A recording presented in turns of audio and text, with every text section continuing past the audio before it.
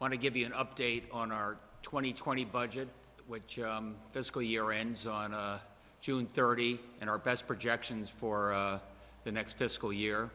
I'm here with Josh and Paul, per usual, and Melissa McCaw, who's our amazing head of OPM, and put together these budgets, and the numbers are sobering.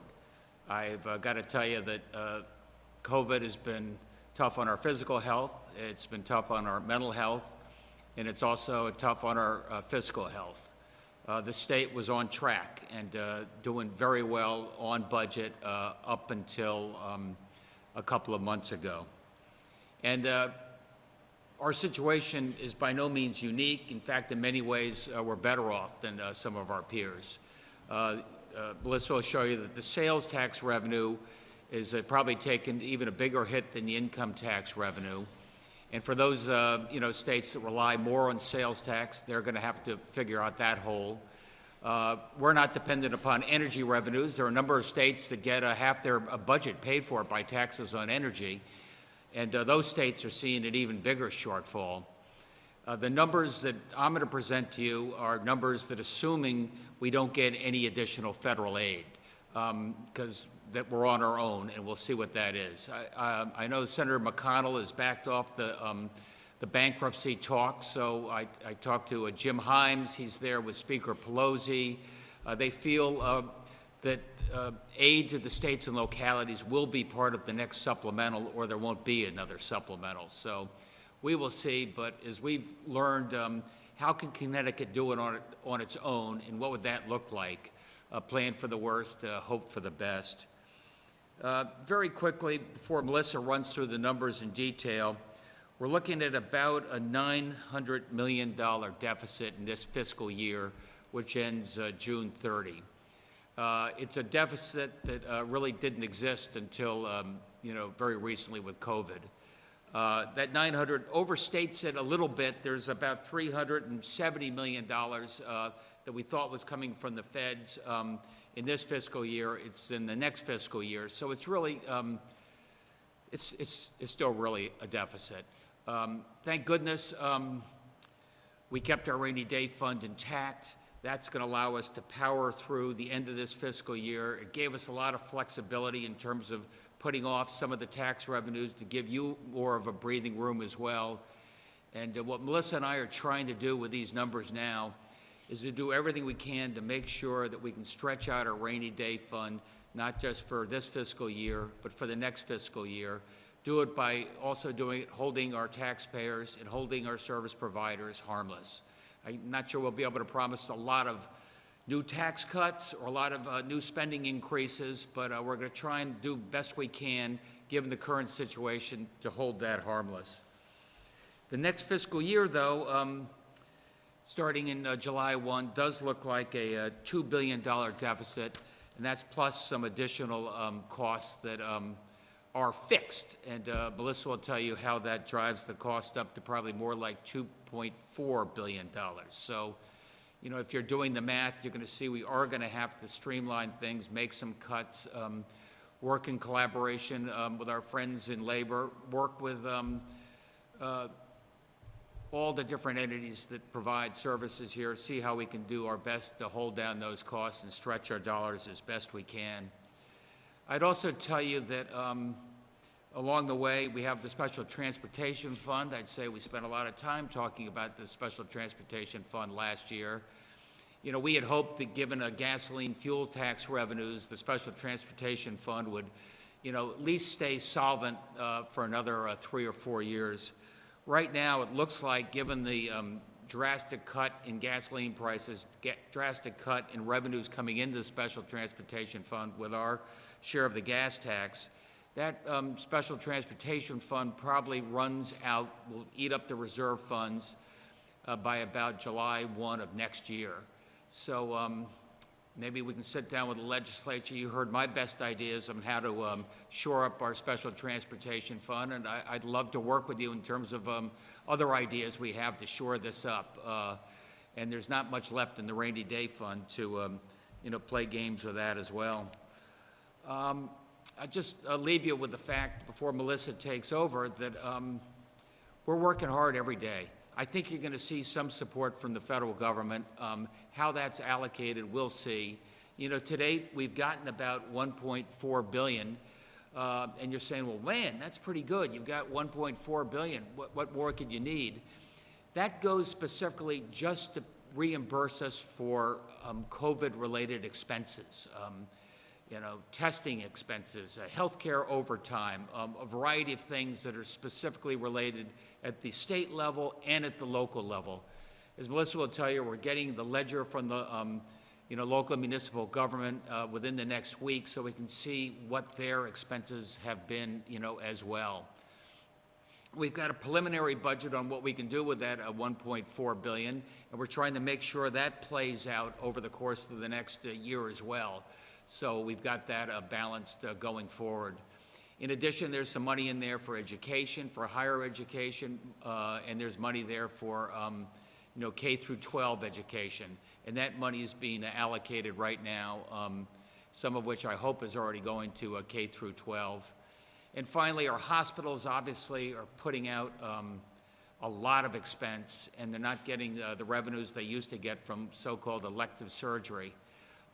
We've got distributed, I think, about $150 million, give or take, right now to the hospitals to help shore them up. I think that's about 1/3 of the first money dues to the hospital under the federal bill, and there's another $75 billion. So I'm hoping we'll be able to get that money to keep our hospitals, together. They've been heroic, by the way, in getting through this, just like every single hospital worker and frontline responder has been. So look, I'm sorry to ask everybody, we're going to have to do a little more, all of us, on this fiscal front, but we are getting through this, just like we're getting through the COVID crisis, just like you heard yesterday, how we're slowly getting our economy going again. And in terms of clarity and certainty, you'll know when we know how things change. We'll know how fast sales tax revenue starts picking up as we open up different pieces of Main Street economy. You'll know how fast the income tax coming up. Melissa's made best estimates, conservative estimates, which we think get us through for the next fiscal year. And we'll be making updates on this on a monthly basis. Melissa? Thank you very much, Governor. First of all, I just want to acknowledge the outstanding work of the Office of Policy and Management and the Office of Fiscal Analysis. We are required by statute to produce consensus revenue updates multiple times per year, and this is reflective of that combined effort, as well as is informed by economic data from IHS consultants, as well as Moody's, that is used by the Office of Fiscal Analysis. As the Governor indicated, for fiscal year 2020, our latest estimate for a projected shortfall is approximately $934 million. That does include revenue adjustments that are baked into the consensus revenue report that was released yesterday. Approximately $370 million of that shortfall is just the timing of receipt of federal funds based on the late approvals of our hospital settlement and the related state plan amendments that have to be validated and approved by the federal government. So the true shortfall in terms of revenue shortfall in fiscal 20 is about $570 million. And that's primarily in the areas of lower personal income taxes withholding. Obviously, we have a significant number of unemployed individuals in the state, and we immediately begin to see a reduction in income tax withholding. For the month of March alone, we saw a 3.7% reduction in withholding, and obviously we were at the very early stages of our COVID economic impact in the state. As we are moving into fiscal year 2021, we have a budget that has been adopted and is in place that has not been amended. And that budget is a $20.2 billion budget. Based on the updated consensus revenues, we project revenues of $18 billion, leaving us with a revenue shortfall of about $2.164 billion. And the areas that significantly drive that obviously are, again, personal income tax withholding. From an economic growth rate perspective, we're seeing about a 4.5% reduction. Our personal income tax, the estimates and finals portion, and pass-through entity tax, that does contain a one portion of that would be the capital gains impact. We are projecting about a 26% reduction. On a positive note, those particular income sources are subject to our volatility cap due to the good work of our Democratic leadership and Senator Fanfara. We do not budget all revenues that we anticipate to receive in a given year, so that helps to soften the impact to the budget. On sales and use tax, if we look at the industries that have been temporarily suspended, they comprise about 35% of our sales and use tax revenues. And so as we thoughtfully reopen the state for business, we do anticipate seeing those revenues begin to replenish, if you will, to prior levels, but we are projecting about a 5% reduction in growth rate, and obviously that's reflective of the timing it takes for individuals in the state to become reemployed, the timing of the recovery and businesses reopening, as well as the extent to which consumers feel comfortable spending at prior levels. And historically, there is a little bit of a delay in the recovery to see spending increase to prior levels. Our corporation tax, obviously, the extent to which businesses feel some impact on their net income or profits, they will update their estimated payments to the state. We are projecting an approximate 14% decline in the growth rate.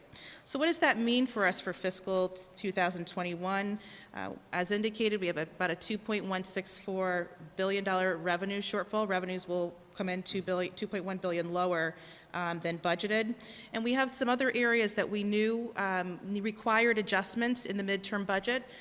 For example, in our healthcare costs, about $40 million adjustment that we would have made in the midterm budget. Pension costs, just to reflect the latest numbers from our actuaries, as well as some of our entitlement programs, such as Medicaid, and the caseload trends that we're experiencing. And so there is a known amount of adjustments that would have been required to this budget. That is about $164 million. When you take the revenue shortfall and some of those expenses that will come in higher, we project a $2.3 billion deficit early estimate for fiscal year 2021. Obviously, as reported for fiscal year 20, we will by and large depend on the rainy day fund to cover the fiscal 20 shortfall. We estimate closing the fiscal year with an approximate $1.9 billion rainy day fund. We are very fortunate here in Connecticut for the foresight of prior leaders, as well as the diligence of our current governor in protecting the rainy day fund. We have one of the highest rainy day funds in the nation at 13% of general fund revenues, and that's helped us not only weather the storm in fiscal 2021 as anticipated, but also helped us with our cash position as we're seeing slower revenue coming in because we've given businesses more time to pay their taxes, and where possible, we've expedited payments, for example, to our municipalities. With that being said, however, with a $2.3 billion estimated deficit, we will require some additional mitigation in order to close the fiscal year in balance. And we are just beginning to establish a framework for that mitigation. We will be doing so in partnership with our appropriations and finance and revenue chairs. And the soft edges of that plan, if you will, would include some amount of revenue changes, which will be essentially holding revenues flat, and where there might have been some opportunity to give additional tax relief, we will likely be proposing to hold the line on those types of changes. We estimate about $100 million in revenue changes. We also estimate about $415 million in rescission and other deficit mitigation measures. The governor does have 5% rescission authority in statute, and any reductions above and beyond that would require legislative action. With those measures, we will be attempting to reduce the shortfall to $1.8 billion to allow us to be able to utilize the remaining budget reserve fund balance. I will note the following. Obviously, these are estimates. We will not know how we close the fiscal year 20 budget until August and September, and our true best first estimate for fiscal year 21 will be in November. Obviously, expenses can change. They can go up or go down, as well as revenue. So this will be a plan that continues to evolve. With respect to our special transportation fund, as the governor indicated, we also started the COVID downturn, if you will, with a really strong starting balance, 20% of the transportation fund appropriations in reserves. We do anticipate over fiscal 20 and fiscal 21 fully drawing down on those reserves, and that's due to decline in motor fuels taxes. Obviously, a lot of individuals are not driving into work, and we have very low motor fuels pricing right now, and that we're seeing the same thing in the oil companies' tax with respect to diesel fuel prices. That being said, the challenges we have in the transportation fund, we will have to confront them, and we'll have to confront them as early as approximately a year from now. I will say the following, that our federal government has been very swift in implementing significant measures to help with the economic decline. Obviously, stimulus payments have gone out to individuals to help stabilize their finances. That should stimulate some spending in the economy. The $600 unemployment bonus has started going out to the unemployed, and all of the stimulus funds that we've received, had they not been provided, the shortfalls would be much more significant. So in summary, our rainy day fund will be a major support in 2021. Connecticut is well positioned and one of the highest in the nation with that rainy day fund. We do believe that the rainy day fund will be inadequate. On a positive note, economists estimate that our recovery will begin as early as 2022, that this will be a swift downturn and we will begin to grow.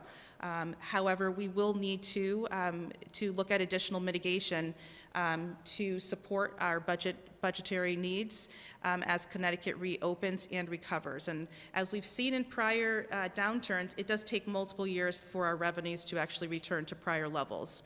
But the governor has tasked the agency to work with our appropriate and finance chairs on a plan, and this is the beginning of that discussion. So with that, I will conclude that, and I believe we're going to open it up for Q&A. Go first to the Waterbury Republican American.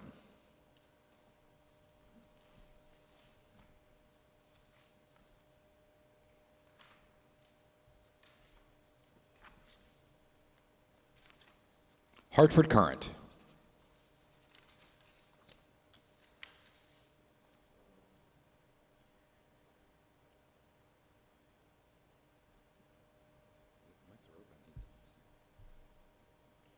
Hartford Current.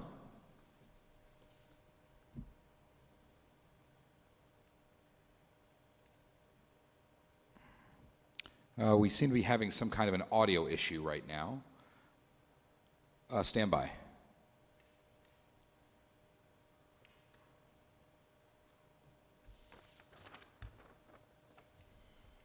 Yeah, I can't hear him. 1 second.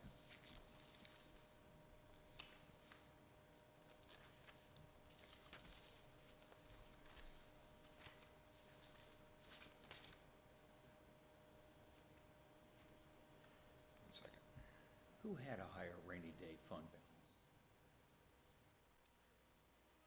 By percentage? Their mics are killed, right? Team, stand by. Okay, Josh, you can hear us or no? All right, all right. I can Chris, hear you. Chris, we got you. I think we had the same issue with the Waterbury Republican American. Let's start with Paul Hughes, the Waterbury Republican American. Paul, go ahead. Okay, I noticed in the estimates that you have not changed the amount of tax refunds for the next 2 fiscal years, I think for the entire projection. Why is that? Why wouldn't we see an increase in tax refunds, and how will that affect your deficit projection? Thank you for the question. You might recall that more recently, the pass-through entity tax was essentially a carve-out from our standard personal income tax program. One of the new requirements in recent years are individuals that typically do not have to withhold taxes from their pension or retirement payments. So for example, maybe if I had a 401k, typically would report on an estimated basis and then true it up in their final payment. Well, the legislature did pass a law requiring that those individuals withhold.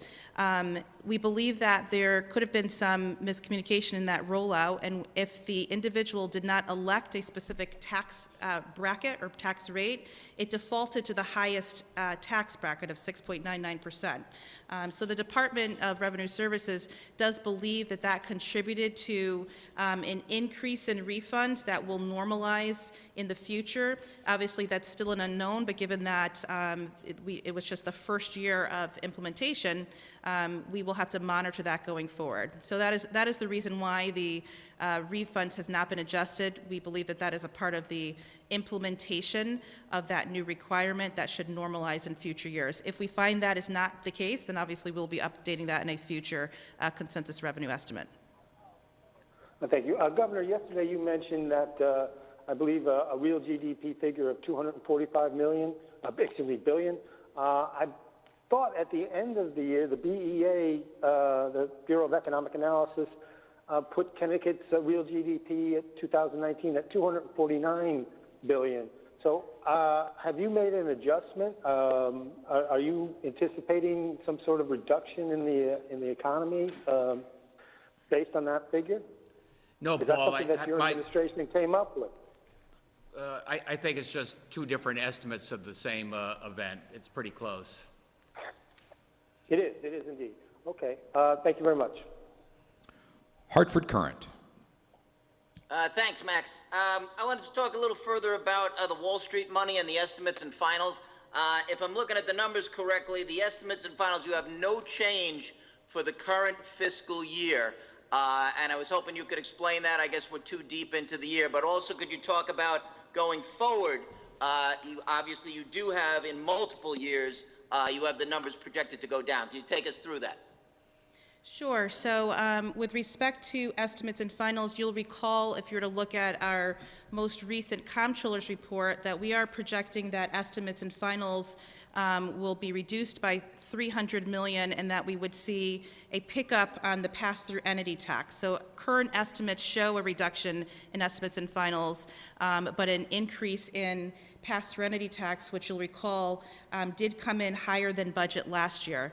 This is one that we will obviously have to continue to monitor. If for some reason that does not prove to be true, then that will impact the $300 million that's estimated to go into the budget reserve fund for the current fiscal year. So essentially, if there is a net reduction in the combination of estimates and finals and pass-through entity tax, it will result in a reduced rainy day fund. It will not increase fiscal 20's deficit.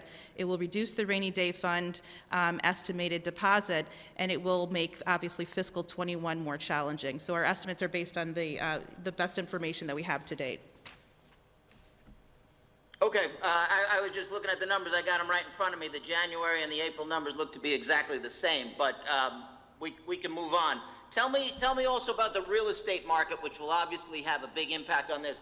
I did not see that you've changed any of the numbers on real estate conveyances. Is that correct? And have you just not factored in any impact on the real estate market? Obviously, we're continuing to monitor. You will notice that in the consensus revenue numbers, we have at $210 million is the current estimate for fiscal year 20. All of our data is showing that we will meet the projection for the year, and so obviously with only a couple of months remaining, the data is not proving that we would need to adjust it further. The assumption for fiscal year 2021 already reduced that assumption from 210 to $161 million. So we do believe that the reduction in the revenue that is reflected in the consensus estimates at this time is the most accurate forecast that we have. I might add on that, Chris, that there is some silver lining. The amount of activity, real estate activity, inquiries, people looking at Connecticut real estate has taken a big boost over the last month or so. It's not reflected in these numbers as yet, but I'm hopeful that you might see some reflection next year not in terms of new building developments, but in terms of real estate sales. And Governor, just to support that, IHS Consultants, our economic economists that we use to support our projections, does project that housing sales will still grow in 2020, and this data is probably about a month, less than a month old, at 8.6%. So the economic indicators at this point do not suggest that we would need to adjust any further from that base, but obviously we'll continue to monitor. Okay. Connecticut Public Media.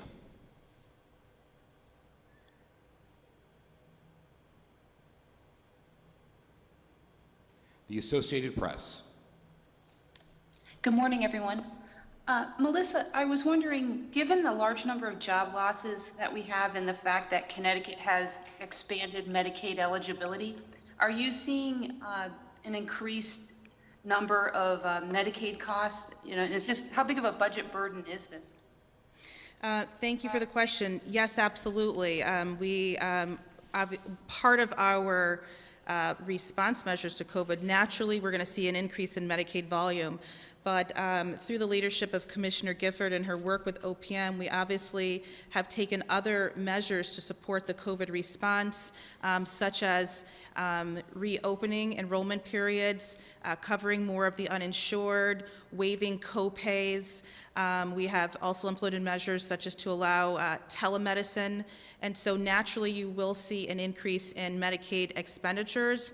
Fortunately, the federal government did increase our reimbursement rate by 6 percentage points, and they didn't just apply that to COVID direct expenditures, they applied it to all of our eligible expenditures. And so for Connecticut, that means that we received an additional $200 million in federal revenue to offset the Medicaid cost increases.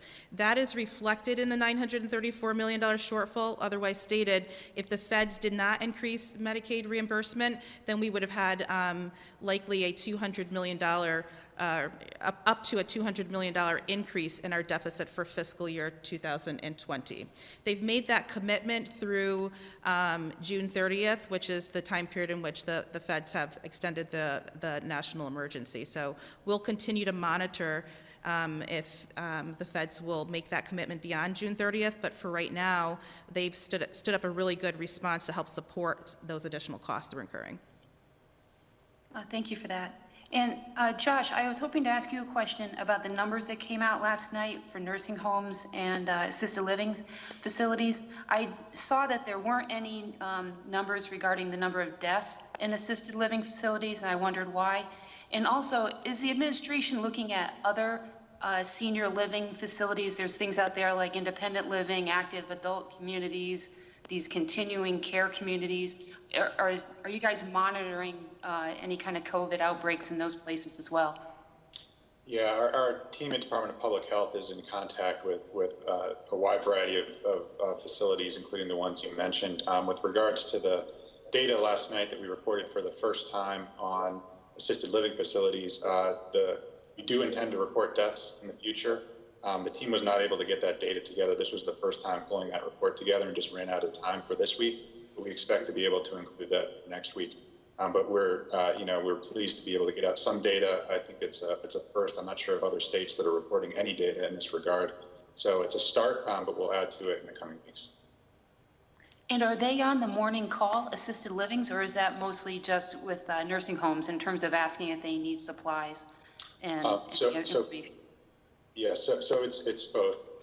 And as the governor issued an executive order now a couple of weeks ago mandating assisted living facilities also report to the state with their status, their statistics, and any needs that they have from a mutual aid perspective. Thank you. News 12 Connecticut. Hi, Governor. So, given the dire STF projections, is it time to revisit the tolls discussion? I think I'm going to work collaboratively with the legislature to see what we can do about our special transportation fund. We've got a year to do it, and we ought to do it right, and we ought to do it together. So if we're not talking tolls, what's your appetite for increased borrowing to shore up the fund? Look, my appetite is insatiable, but there's only so much revenue. We've seen our revenue in the general fund go down dramatically, so there's no capacity to just bond and bond and bond more. There's really no capacity to take it from the rainy day fund, so going to have to work with the transportation chairs to come up with some alternatives, but we gotta solve it. What do you envision those being, though? Well, I think you have an idea of what I thought was appropriate. We had a good discussion about that at some length. Obviously, other states are, if they're not looking at tolling of trucks or otherwise, some are looking at gasoline taxes, and given the low price of gasoline, let me hear the ideas from the legislature, good constructive ideas. I'm ready to work with people on this to get it done. So it sounds, to correct me if I'm wrong, Governor, but it sounds like you might be hinting at considering a gas tax increase. I just want to pin you down on that. No, I mean, I didn't like it last time because Connecticut paid 95% of that, as opposed to the other alternative where Connecticut paid a lot less of that. But look, we're going to sit down and discuss this. This is one of those problems that we just can't afford to keep kicking down the road, and we'll solve it in the upcoming legislative session. Boceto Media.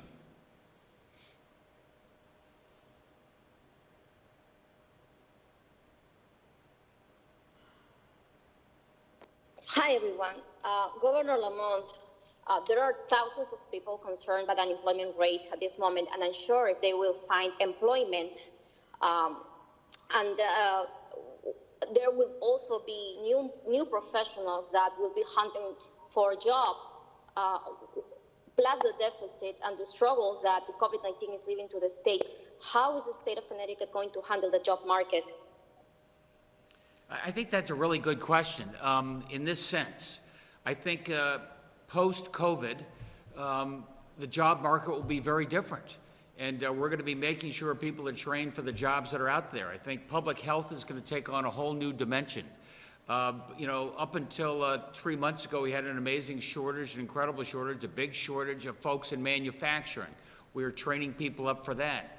We'll see how this sorts out over the course of the next, 6 months, and make sure that our workforce development team, led by Garrett Moran, is training people for the jobs that are out there, and it'll be a changing marketplace.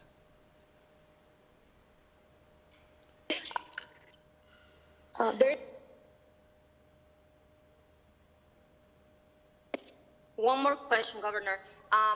So that means that Connecticut is going to follow the steps of New York in the tracing and the strategy to hire professionals to find out if any other people is getting infected, and that way maybe create jobs in the health industry for young professionals in that area? Well, we are certainly going to be doing track and tracing. We're doing that right now. We're doing that with volunteers. Josh and our team are ramping up right now, going out to other public health folks, some in public health schools, seeing if we can get them allied with our public health department spread around the state, and ramp up our track and trace. I think we're doing that in a big way in time for May 20th, and as we selectively start opening our businesses. And Governor, thank you for the question. A lot of the steps that the federal government has taken, the idea is to help bridge the loss for businesses so that they are ready to reopen and rehire, coupled with the Bridge Recovery Program that Commissioner Lehman has rolled out. We are hopeful that that will allow business to open and to rehire. When you couple that with this, the work that is underway by Garrett Moran that the governor references, there's always an opportunity to evaluate the market and the extent to which new jobs or new demand for jobs such as in the healthcare industry becomes available, and how the state can be a part of that solution. But I think what's unique about this particular downturn is the response the feds have made, and that is really to bridge the time and bridge some of those losses for businesses so that they're able to reopen and to rebound. And so obviously we will continue to monitor that, and that will directly impact the ability for individuals to become gainfully reemployed, but also, the state's revenue estimates. Channel 3 Eyewitness News. All right, thank you. Thank you. I had a couple of questions. One, you had mentioned earlier that the rainy day fund will be very helpful in this case, and we have one of the highest in the country. That you don't want to raise taxes, but certain tax relief because of revenues changes. Can you be specific on maybe exactly some of those specifics, and also deficit mitigation, what some of the things you may have to look at to try to put it all together? So, you know, I'll give you an example, but out of respect for our legislative leaders and our Appropriations and Finance chairs, we want to have those more detailed conversations. But one example of a revenue change could be the proposed corporate 10% surcharge that would go down to 0%. That would be tax relief. That might be an item that we'd like to discuss, holding it at the 10%. It doesn't mean that it is a increased amount of tax liability for business. It just means that your current level of tax liability would remain in place. Those are the types of items that we would like to consider. Obviously, the goal is not to do damage to our tax constituents at a time when they're trying to rebuild and recover. Governor has broad rescission authority, but he will be looking at those rescissions on a case-by-case basis. Obviously, he wouldn't want to harm a public health district at a time we're in the middle of a public health crisis. And those are the types of customized conversations, if you will, that we'll begin to have with our legislative partners. And you'll hear more about that in the weeks to come. And the other question I had was for Governor Lamont. Yesterday, we're getting closer to this May 20th deadline. And I think while a lot of people are maybe excited about that, a lot of people have reservations and are concerned about reopening. But you have to go back to work, right, in order to get unemployment, if you're not working. But if you can go back to work, how do you relieve people's fears about, because it's going to take a long time before everyone's up to speed or feeling comfortable about going to a restaurant, and will they feel comfortable if everybody's wearing a mask? Yeah, so that's the right question. First of all, we're saying as of May 20th, our healthcare experts and working with the folks on the business side, mainly small business, they've come up with ways that we think we can get those facilities open on a safe basis. Just because we say as of May 20th, you're allowed to open or allowed to serve food outside if you're a restaurant, that you're right. That doesn't mean everybody's going to go pouring back into that restaurant or that small store. And that's why it's incumbent upon those businesses to give people real confidence that doing everything they can in terms of social distancing and disinfecting to make sure people know that they're safe going forward doing that. And that's why I listen to the scientific community, because I think the consumers also listen to the scientific community. And they're saying, I think this is okay to do, will give consumers confidence. Are they going to go back on May 20th? No. Will they start going back over the first 3 months thereof? I hope so. Move along next to News 8. Thank you very much. Thanks. Hi, this is Sabina with News 8. So we did touch a little bit on the safety with people wanting to feel safe when we start this phase 1 of the reopening. I wanted to talk a little bit more about consumer confidence in terms of spending, since we heard that obviously that's going to be a major issue with the recovery. What can you tell people, some of whom have faced scarcity for the first time in a long time in their lives? A lot of whom have already spent that stimulus check, maybe on rent. They're just starting to catch up with their bills with that $600 plus up. What do you tell them about going out as the state begins to reopen and starting to spend some of that money outside the grocery store? I think our experience has been, and looking at Georgia and other places opening up early, is that we have to listen to the healthcare professionals. We have to follow their lead. And if we give consumers confidence that they are doing this in a measured way with their approval, with the appropriate testing, with the appropriate disinfecting, that will give the consumers confidence to go back sooner. If we try and just rush it back over the concerns of the public health professionals, I think the opposite will happen. You'll have some open stores that are empty, and that's no good for anybody. I just mean, how do you tell people to go out and spend money when a lot of them have this fear of scarcity, whether it's founded or not, about some of these new social safety net funds running out? We saw that rush with the self-employed yesterday with the DOL portal. A lot of them were saying, they wanted to be first in line because they were worried the money would run out. We know that the money doesn't look like it'll run out to the end of the year, but there's that fear. No, there is that fear, and a lot of the federal supports only go through June 30th, like Melissa was saying. You know, that's why we have spent so much effort trying to find a safe way to reopen the economy. There's nothing better for consumer confidence than have your job back and have that paycheck coming back, and you're not always wondering what Washington's going to do on June 30th. So that said, I got to balance that with the healthcare risks, and that's why we lead with public health, because the economy never comes back until the consumer is confident that the public health is under control. I just have one quick question for Josh. Have any of nursing homes or assisted living facilities to date have faced any enforcement actions or any fines from the Department of Health? The Department of Health has issued a number of letters and findings to specific facilities based on inspections that have now been completed over the last 2 weeks with every single nursing home and several dozen assisted living facilities.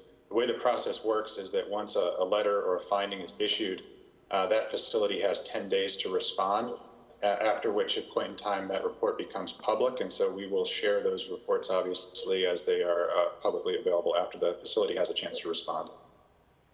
Thank you. Move along next to the Day of New London. Hello, Governor. I wanted to ask, in regard to the reopening, whether or not there's been consideration given to a geographic phase-in. As you know, in southeastern Connecticut now they're projecting reaching their peak of hospitalizations by mid-June, and there's some concern about whether the May 20th may be too soon for that part of the state. And I guess connected with that, what is your thinking about how the casinos will reopen? First of all, the advisory board thought about how should we do this in phases, should we do this by industry, should we do this by region, and I think they came to the correct conclusion that we're a small state, and it's easy to traverse, it's easy for everybody to drive up to New London if you opened your restaurants and they were closed in Fairfield County, so I think they acted cautiously on that. When you say, okay, let's say New London County is going to peak a month later than Fairfield County, yeah, we're giving everybody permission to have outdoor eating as of May 20th. But then I think every merchant's going to make their own decision in terms of whether they want to open on May 20th and whether they think consumers will want to come back. I think that's probably the appropriate way to do it rather than pick and choose zip codes. As regards the tribes, you know me, I have real worries that hundreds of people from around the region driving into Connecticut to go to the casinos. So I do think that they should stay closed for a while longer, even with the very best social distancing protocols. But we'll be reaching out other ways that we can work together. Thank you. WTIC 1080 News.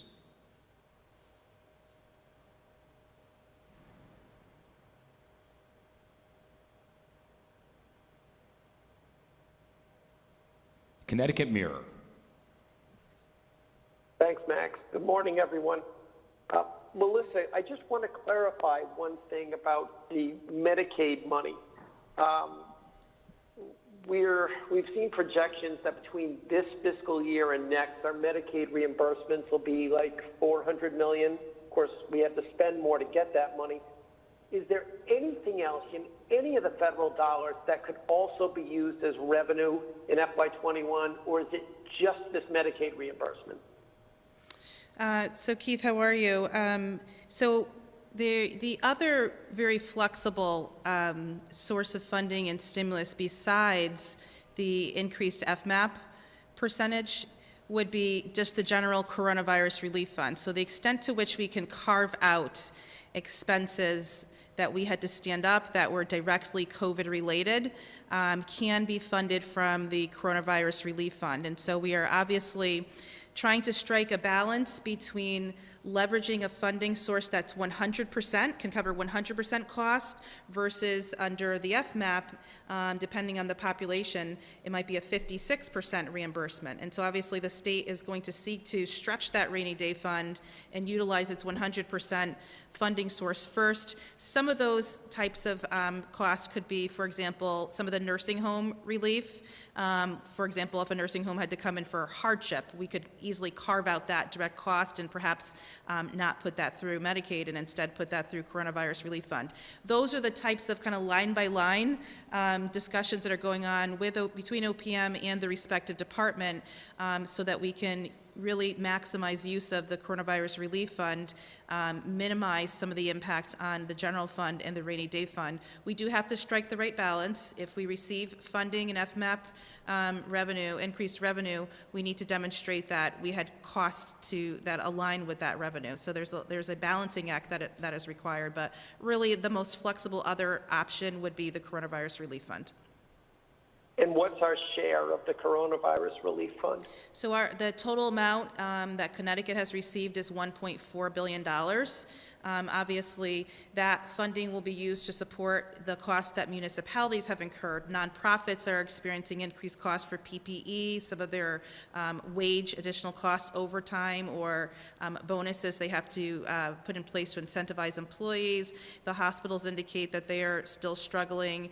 Our residential care facilities, we've stood up some shelter-related expenses, our state PPE costs, our testing costs. So that pot of money will need to be stretched to support a broad array of stakeholders. But again, just to be clear, we don't have extreme flexibility with that Coronavirus Relief Fund money. We couldn't say, hey, we're going to take that money and use it to bolster education grants necessarily for cities and towns. We have to show a direct link to a COVID expenditure. That is correct, and it also has to be an unbudgeted, so obviously no supplanting allowed. If the local education authority had already budgeted for a cost, they can't say, well, instead we'd like to use Coronavirus Relief Fund. The other thing, obviously, is there are separate allocations from the federal government for education, so we would start with giving educational support through the K-12 Emergency Relief Fund that Commissioner Cardona is in the process of rolling out allocations, and then if there were costs above and beyond that, they could be considered from that source. Today, May 1st, municipalities will be submitting a report to OPM on the impact that they are experiencing for increased costs that would be eligible to, and that'll help us determine how much of that Coronavirus Relief Fund we need to dedicate to support the impact in local municipalities. We are hearing, though, by and large, their impact is more so lost revenues or cash flow challenges, and that some of those expenses are actually rather low, but we'll know once the report is compiled. Thank you. NBC Connecticut. Good to see you. Melissa, could you clarify when you said that economists believe the economy will rebound in 2022? Was that the fiscal year that begins in 2021 or the actual year 2022? That is correct. The fiscal year that begins July 1, 2021, and that is one of the distinct differences between the economic impact in this current small downturn, I'm going to call it, as compared to 2008, 2009, as you know, the economists project as V-shaped. It's sharp, it's a downward impact for a quarter or thereabouts of fiscal 20 and into fiscal 21, but then we begin to see growth. And obviously the extent to which our businesses actually recover and we reopen and recover will impact those estimates, but that is correct, July 1, 2021. Thank you for clarifying. And Governor, you said as you look for solutions for this deficit, you were going to call on our friends in labor. Can you talk to me a little bit more about what you'll be asking them to do or what you envision those conversations looking like? Yeah, I mean, first of all, to Melissa's question, whether the economy comes back like this, because we had a very strong economy until COVID, or whether it goes back more gradually like a more traditional recession, I think that's going to be key to public health. And as long as the professionals there are giving consumers confidence it's safe to go back, you'll have a better and more robust, recovery. So we'll see what that means.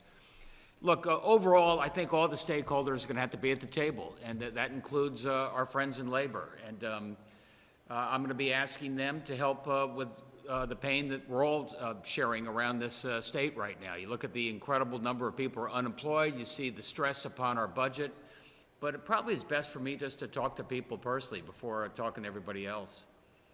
Okay, I want to address a question. I tried to ask this yesterday. I think there were some audio issues.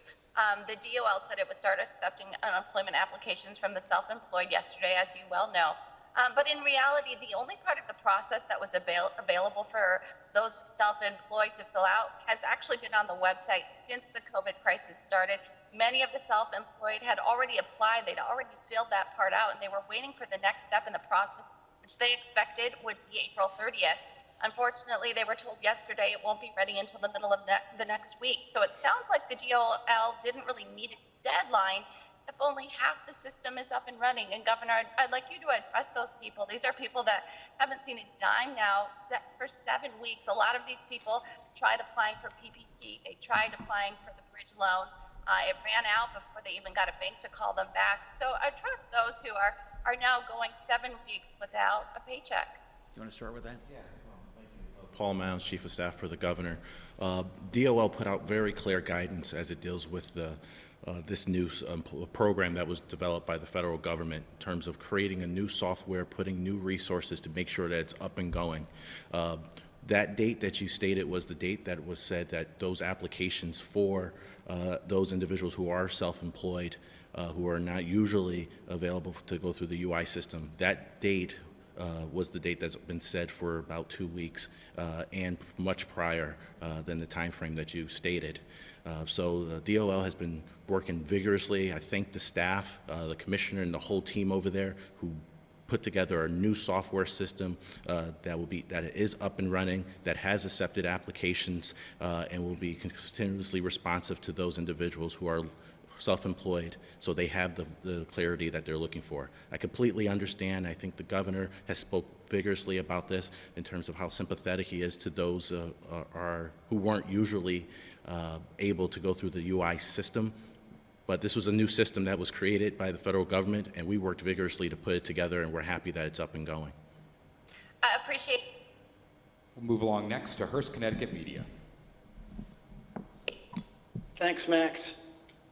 Governor, without trying to provoke a punchline, what do you need the legislature for? We got the session ending next Wednesday. Do you need them to give you some legislation before the end of the fiscal year? Has there been a date set on the calendar? How are you going to manage that? Well, my hunch is at some point there's going to be a special session. There are a lot of budget issues I'd like to collaborate with them on. We got the special transportation fund issues that we've got to work on. I think it'd be appropriate, but I'm leaving that up to the legislative leadership. That's right, and just to be clear, we have been in conversations with legislative leaders. Obviously, in the month of June, we will need a special session to have them act upon a deficiency bill, and the extent to which there are some smaller mitigation measures that we're in agreement that they can act upon, such as some of these small tax policy changes to hold the line at the current tax rates, if you will. Many of them had been proposed in the governor's budget. We'll be putting a package in front of them for consideration. Those conversations will, of course, first start with the approps and the finance chairs. So expect a special session in the month of June, at minimum a deficiency bill and a small package of some revenue or appropriation adjustments. Governor, we're finding that school superintendents don't think they can even open by May 20th. What happens if businesses are open and schools are closed? That's going to put the squeeze on working parents, right? It puts a squeeze on working parents.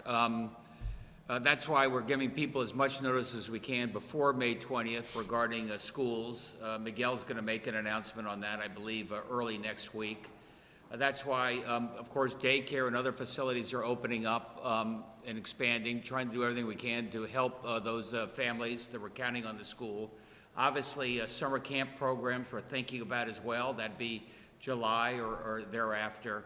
Look, I understand that schools and getting back to work are closely aligned, but public health is going to come first.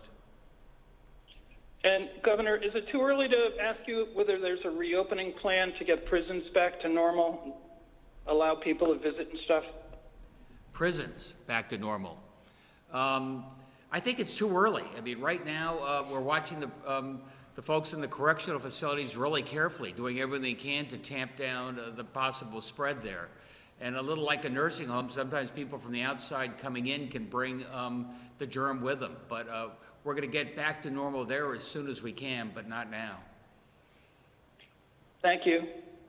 CT News Junkie. Thanks, Max. I wanted to know whether we're at the point right now with the budget where it's going to impact our debt limit. No, we are not. Not at this time. Okay. Okay, not at this time. And Governor, I just want to make sure that I'm understanding you correctly. Are you going to ask the unions to reopen the contract that doesn't expire until 2027? No, but I am going to sit down with our friends in labor and see how we can work through this together. And what would that look like? I mean, if they're not changing the, if you're not negotiating a contract, are you asking them to voluntarily give back? And can I get back to you on that? Okay. Fox 61.